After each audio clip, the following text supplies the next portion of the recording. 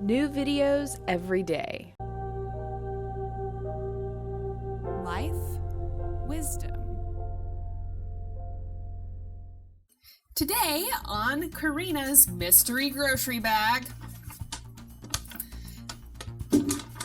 we are discussing beverages. And here in this unassuming brown paper bag that I have the worst beverages out there that people are really actually consuming in massive amounts. So I actually want to have a contest and see which one of you can guess which beverages are in here. So leave a guess. What do you think is the absolute worst beverage out there? And of course, stay tuned to this video where I'm going to reveal what's in Corrina's mystery grocery bag. So let's dive right on in.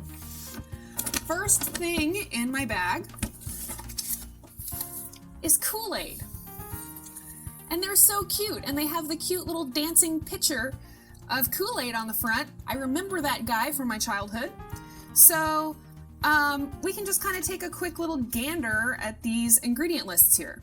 So these little packets, they actually don't contain sugar, right? You're supposed to add sugar. One interesting thing is that it actually tells you on the package to add Splenda, but you do not want to be giving Splenda or any artificial sweetener like aspartame to your children. These chemical artificial sweeteners are known to be neurotoxic and have a lot of other negative health effects, so we want to avoid those as much as possible. And then if we actually look in the ingredient lists, they're a little bit different for these two different flavor packages. So we've got red 40 in this one. We've got artificial colors and artificial flavors in both. And then blue 1 is also in both of them. This tropical punch flavor actually also contains modified cornstarch. And so another thing to recognize is that these artificial colors like red 1 and yellow 2 are actually banned in several different countries because they are highly associated with behavioral and learning disability issues. So I've also known people personally who take their kids off of the artificial colors and they see their behavior and ability to focus and do well in school actually really significantly improves. So these KoolAids here are not a healthy thing to give our kids, and I would consider this a toxic food product or beverage product, and I would avoid these as much as possible. So next up, let's see what we've got. We've got a Red Bull, which gives you wings, right? Well, let's see. So this one is actually the sugar-free Red Bull. And let's just kind of see what we've got here. So within this Red Bull, right, this is an energy drink, something that people drink when they're feeling low energy. We've got caffeine, of course. But we also have aspartame, artificial colors, artificial flavors, and a whole lot of other little crazy chemical sounding ingredients on this ingredient label. So let's talk about the problems. Number 1, drinking caffeine. So caffeine is a drug. So realize that this isn't really a beverage, this is a drug. And if you are drinking a lot of caffeine, then that's probably the reason you're having energy issues in the first place, right? Because every time we push ourselves up, we're inevitably going to fall down. So if you are having trouble with energy, and that's why you rely on things like 5-Hour Energy or Red Bull or Monster or whatever it is, then check out some videos on our channel that kind of discuss energy and the problem with stimulants. So moving off the caffeine, we also have aspartame, which I was just knocking in the last take, right? This is an artificial sweetener. This is not something safe for us to consume. Furthermore, I just want to mention that mixing Red Bull with other drugs is potentially very, very dangerous. So I know a lot of people whose favorite drink is Red Bull and vodka, or Red Bull and some other alcohol. So when we're mixing caffeine and alcohol, we're really putting ourselves in a dangerous position, and we can have significant heart issues. We could even have a heart attack just from this mixture. So if you're going to drink alcohol, please, please, please don't mix it with something like this. And I would just say in general, don't drink these. They're not good for you. So while we are on the subject of energy, the next thing I want to discuss is this crystal light for energy. And I've actually had several people leave a comment asking me about crystal light, so I really wanted to touch on this. And what we can see, looking at these ingredients, we've got maltodextrin, we've got aspartame, again, the artificial sweetener we want to avoid. We've got caffeine, again, this is a drug, right? And if you're drinking a lot of caffeine, that could be the root of your energy issues. But we also have natural and artificial flavors, which is, you'll see on a lot of different packaging. So when something says natural flavors or natural flavoring on the label, that's kind of a code name, and there's a whole slew of different chemicals that could be implicated that kind of go under that pseudonym of natural flavors. And that just means any plant or any animal, any processing method used to get this chemical out. So one example of a natural flavor is something called castoreum or castoreum. I'm not really sure how you pronounce it. And the way that they procure this natural flavoring is from the anal glands of a beaver. And even if I did eat animals, I would still not want to eat something that contained basically the butt juice of a beaver. So I don't know for a fact that that is the natural flavor that's included in here, but what I want to drive home is that neither do you. And when something says natural flavoring, it could be any number of chemicals, including this beaver butt juice chemical castoreum. We've also got yellow 5, blue 1, soy lecithin. Who knew that there was soy inside of this Crystal Light energy drink? Who knew? If you are having energy issues and you find yourself drinking energy drinks or Red Bulls, then there's a couple things that could be underlying your problems with energy. Number one, you're eating too much sugar, too many refined carbohydrates, and your blood sugar metabolism is all wonky. So especially if you're diabetic or pre-diabetic, that's a good indication that your blood sugar metabolism is off, and that's probably going to be causing you energy issues in addition to everything else. Also, if you're drinking caffeine and you are taking the stimulant drug, caffeine, or any other stimulant drug, that also could be responsible for your energy problems, because anytime we go up, we're going to go back down, right? Also, if you're not getting enough sleep or not getting good high quality sleep, that is also going to contribute to energy issues. If you are too sedentary, you're not getting enough motion, enough movement in your life, this is another thing contributing to energy issues. So any of those solutions are going to be way healthier than relying on one of these energy drinks. Next up, Mountain Dew.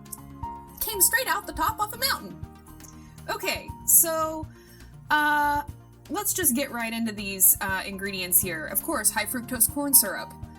We don't want to be eating high fructose corn syrup. Chances are that corn is genetically modified, and just in general, this is a chemical sweetener. There's nothing natural about high fructose corn syrup. We also have natural flavor. Once again, could be anything. Several other different preservatives. Brominated vegetable oil. Now, we actually did a whole video on the problems with brominated vegetable oil, and I actually thought that they had taken it out of the Mountain Dew, but now I'm looking at this ingredient label and seeing the brominated vegetable oil, so clearly it's still there. And of course, we've got yellow number 5 as well. So just get that this is a chemical concoction, not a beverage, and that can go for pretty much any soft drink that's out there, right? You might as well just go into a laboratory, pick up a test tube, and guzzle it down, because that's what we're doing every time we drink one of these really high chemical, high sugar, high caffeine. Doesn't even list what the actual caffeine content is, but these are really unhealthy beverages to be consuming. So an alternative to Mountain Dew, one of these beverages that's artificially flavored like citrus, is to actually use some fresh citrus. So what I'm going to do is squeeze a little bit of lemon into some carbonated water. So this one is Perrier, but there's a lot of different brands out there. And you could also, of course, use regular water. But if you do like that kind of carbonation thing, or you're trying to come off of sodas, then this might be a way to kind of wean yourself off a little bit more slowly. We're just going to squeeze that lemon right in there. And now we have a beverage that is completely natural, that doesn't contain any weird additives, that doesn't contain caffeine or anything like that. This is definitely a great alternative to any of those citrusy soft drinks.